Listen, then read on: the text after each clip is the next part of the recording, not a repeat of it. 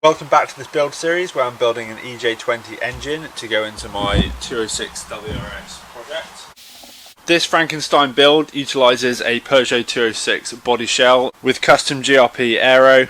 It has a Subaru engine and gearbox and is all-wheel drive.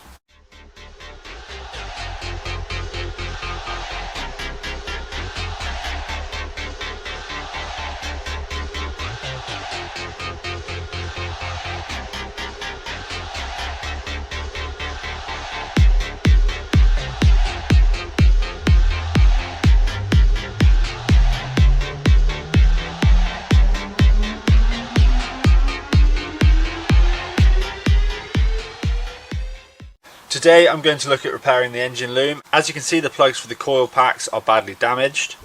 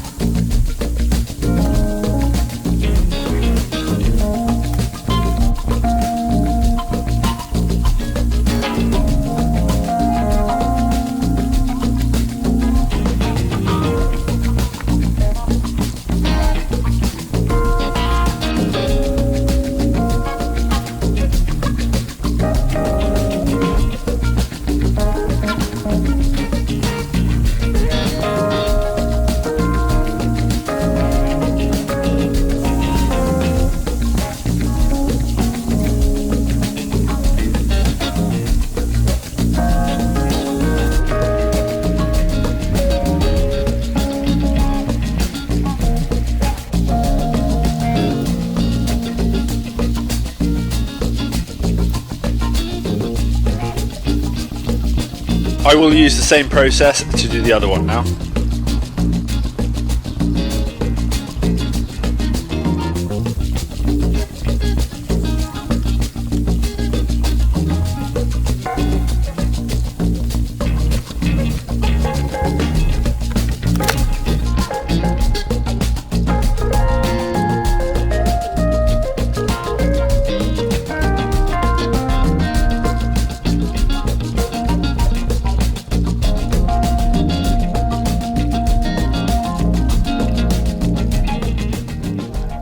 You can see that parts of the loom that are near the turbo have got really hot. The tape has dried out and turned crinkly, so I'll replace it.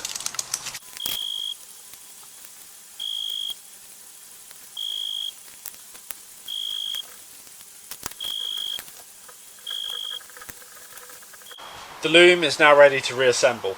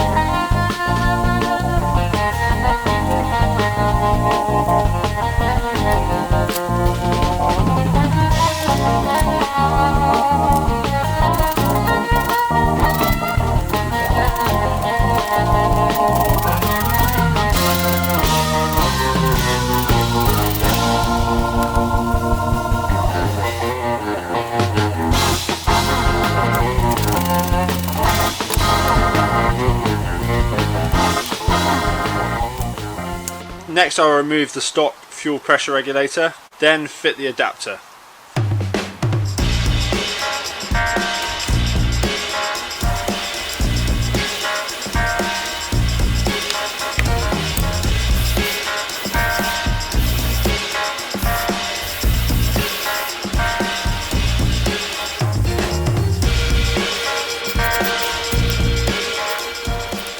This solid pipe from the fuel system can be removed now. As you can see from the new adapter, it cannot be easily joined with straight pipe, I will actually loop it round the inlet and come out somewhere in the same place. I have some Denso 650cc injectors. These were standard WRX injectors. STI pink injectors are somewhere in between. However, if I want to avoid running high fuel pressure, I need the extra cc to get the horsepower I need.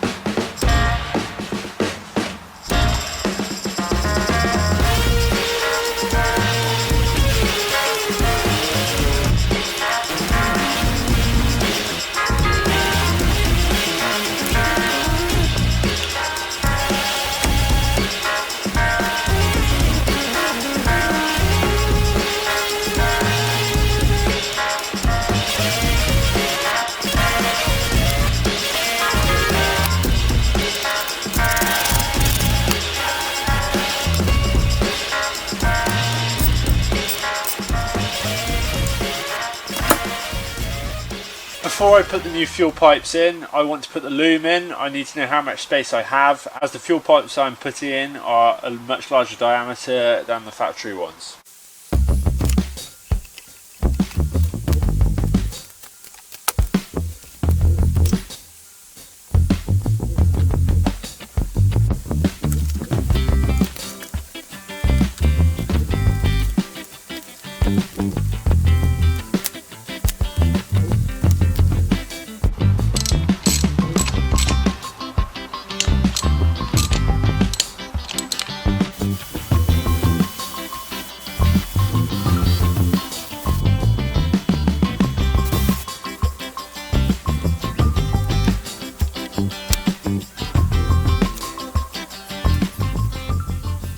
With the manifold bolted to the engine, I know exactly how much space I have for the fuel lines. This means I can mock them up on the engine and also figure out where I'm going to put the fuel pressure regulator. I have just gone and put the rail protectors on so I know exactly where I can mount this fuel pressure regulator. Again, I'm putting the intercooler pipe on to see how much space I have. I think the pressure regulator should go roughly there. There is no room on that end of the engine with the intake system. I want to avoid running fuel lines over the turbo, and if it's mounted here, the return on the underside of the regulator is in a good direction to go back into the car.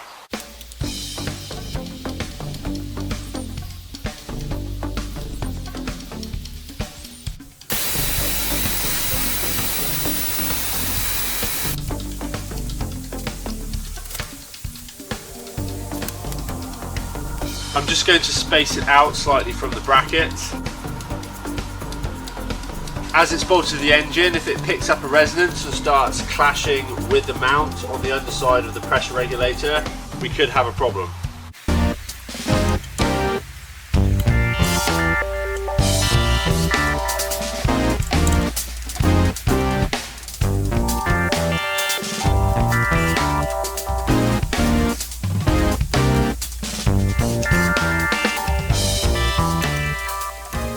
This is the Y split for the fuel feed.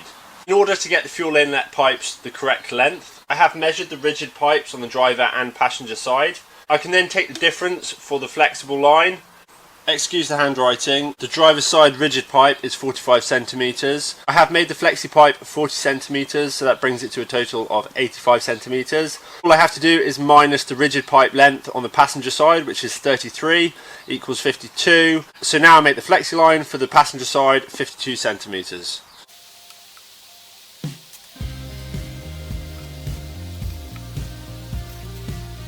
Having the pipe a set length, I have the freedom to route it in a way that clears everything and is not going to get too hot.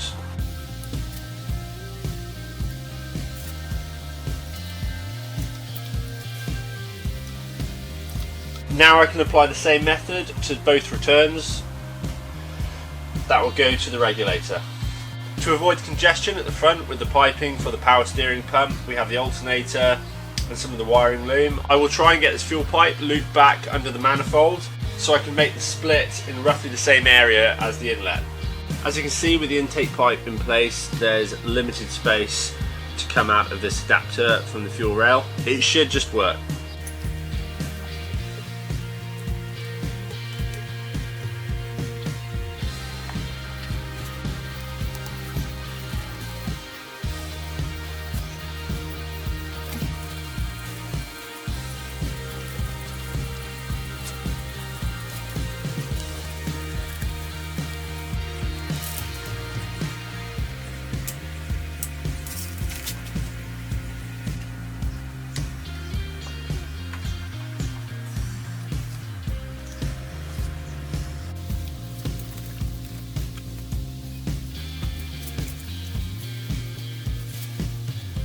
That's the fuel feed. The return line is the underside of the regulator, and I will use the OEM chatter valve to reduce the injector noise. Now that I have the replacement bias valve, I'm going to fit this to the car. Once the pipes are joined up, this will complete the rigid brake system.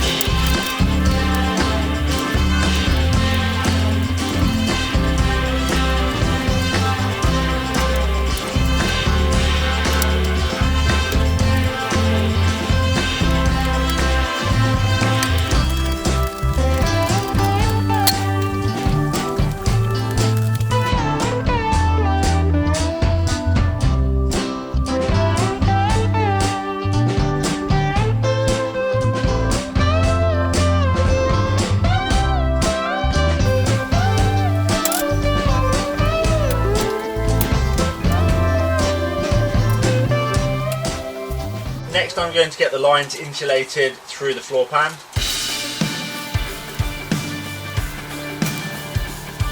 The majority of the vulnerable areas run through the engine bay.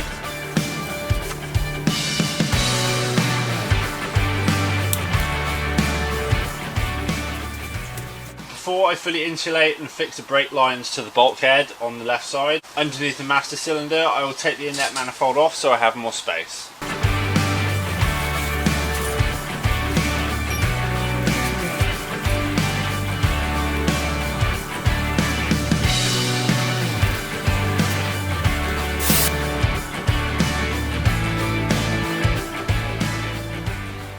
As I have swapped out the steel pipe for rubber hose, I need to do my best to protect the pipes from heat. Especially if I have lots of bends through many heat cycles, eventually the pipe might collapse slightly.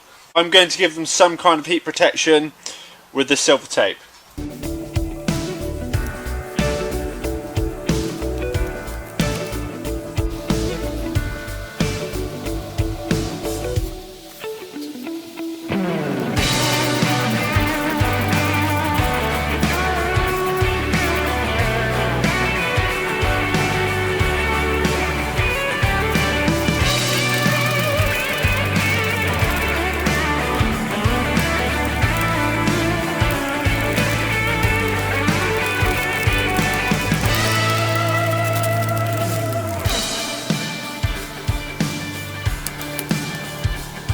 With the fuel lines now installed, I can make sure I've done all of the bolts up underneath. It'll be hard to get to once the manifold is back on the engine.